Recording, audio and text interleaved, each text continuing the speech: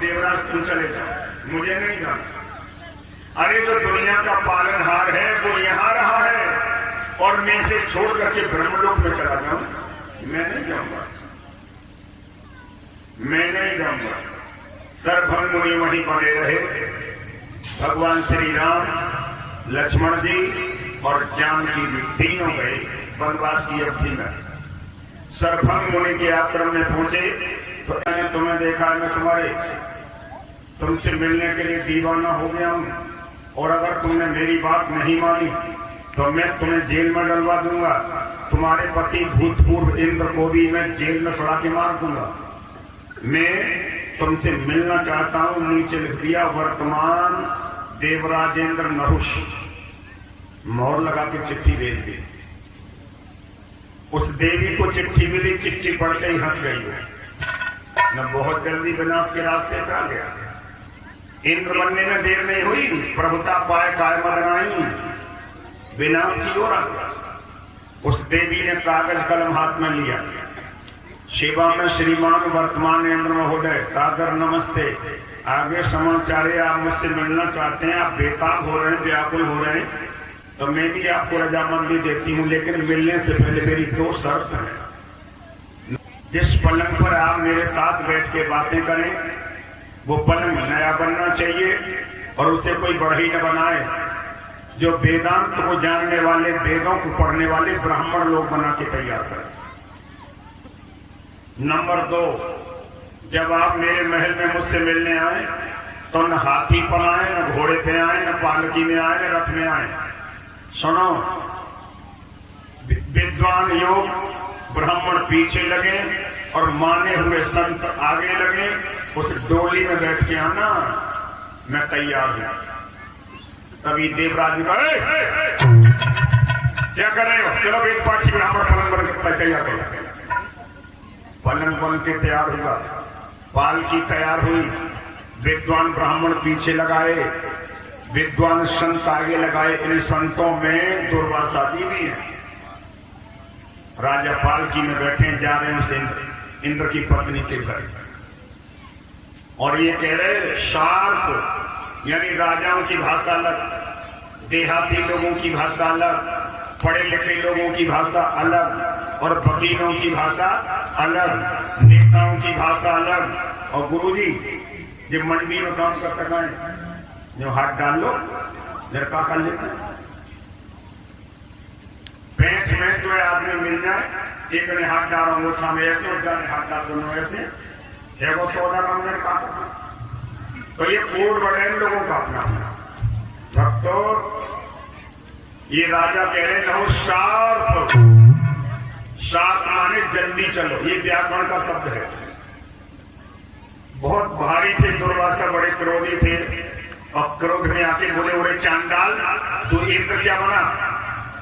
हम इतनी जल्दी से चलना, फिर भी कह रहा सार्प सार्प, हम तुझे श्राप देते हैं कि तू पालकी में ही अजगर सर्प, तू पालकी में ही अजगर सर्प हो जा। पालकी में ही सर्प हो, पालकी पटक दी। अब ये सर्प बन के ऐसे करके फिर पटकता है, ऐसे करके। इतनी देर में देव ऋषि नारद आ गए, उनकी अब बढ़ गया और बैठ जा महात्मा भी चांद पे, और फिर ब्राह्मणों का अपमान। अरे राजा नहुष, क्या तूने रामायण नहीं पढ़ी? क्षत्रियों का धर्म क्या है? धर्म एक जग में नहीं दूजा, मन क्रम वचन विप्र पद पूजा। तू इतना भी भूल गया राज के मत में कि ब्राह्मणों की पूजा की जाती है, कि इनके सिर पर बैठ के जाया जाता है। सर्प बन गया, देव ऋषि नारद के चरणों से लिपट गया। महाराज क्षमा, मैं क्षमा मैं कैसे कर दूं? मेरा कोई अपराध थोड़ा किया, अपराध किया संतों का। देव ऋषि नारद ने कहा, महाराज ये तो बुद्धिहीन है, इसका दुख दूर करो। उनकी सुन, आज से ठीक 23 पीढ़ी आगे, आज से 23 पीढ़ी आगे चंद्रवंश में तेरे कुल में एक युधिष्ठिर नाम का लड़का होगा।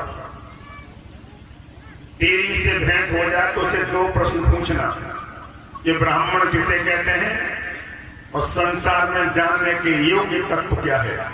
वो तुझे सटीक उत्तर देगा, तभी तेरी अजगर की योनि छूट जाएगी और तुझे देव योनि मिलेगी, तो स्वर्ग में चला जाएगा। लेकिन 23 पीढ़ी बाद आज के युग में गुरुदेव 100 वर्ष की आयु तो है ही आदमी की, और सतयुग त्रेता द्वापर में तो हजारों वर्ष की उम्र थी। ये नाग पड़ा रहा, और नागों में सबसे भारी नाग होता है अजगर। अगर उसे आप डंडा लेके भी पीटे तो एक दिन में 1 मीटर चल नहीं पाता, इतना भारी होता।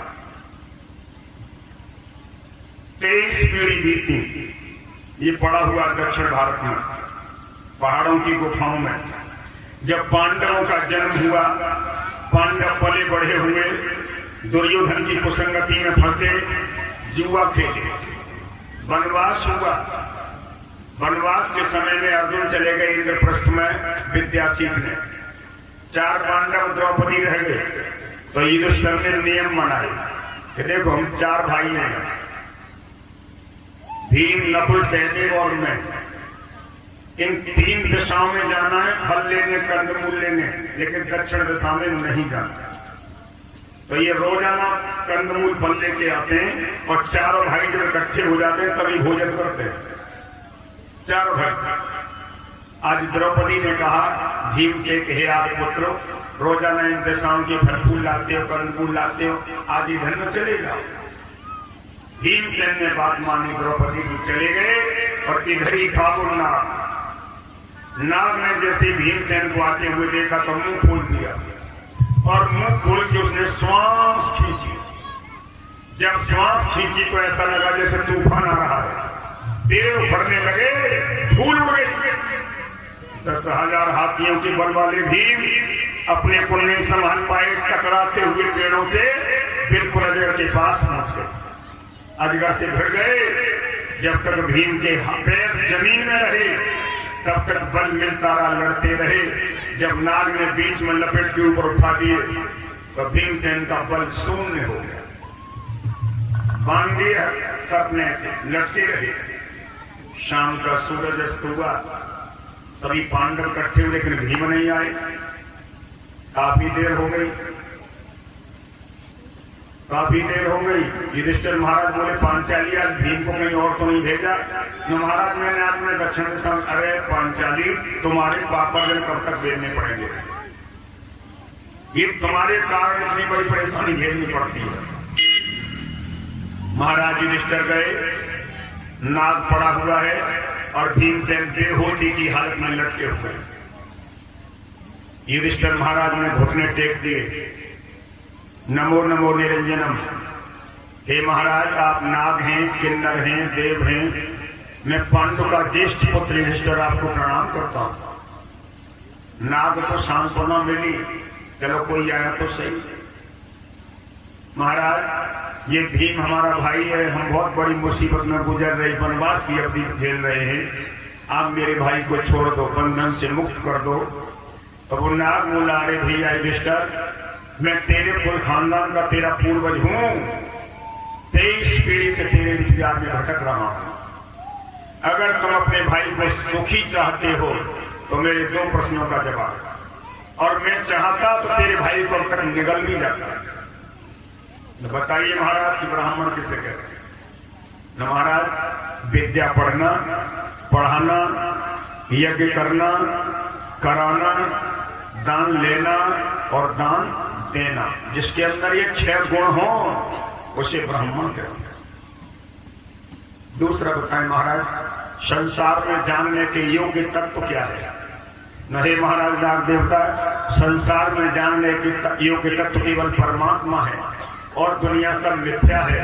परमात्मा सत्य है, अनित्य है, उसे कोई मिटा नहीं सकता। बिन पर चले सुने बिन पाना, बिन कर कर्म करे विभिनाना, आनंद रहित सकल रस भोगी। और